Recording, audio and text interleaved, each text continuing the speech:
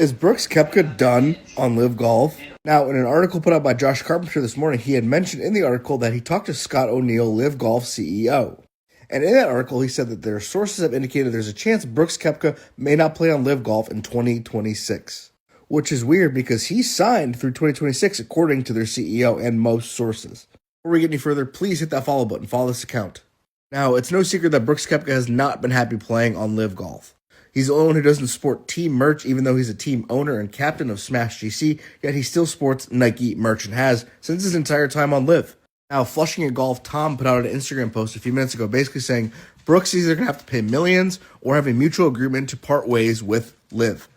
Flushing at Tom is pretty plugged into Live, so I take him at his word when he puts out stuff like this.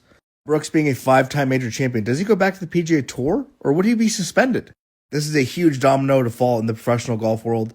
Where do you think Brooks Koepka plays in 2026? Let me know your thoughts in the comments below.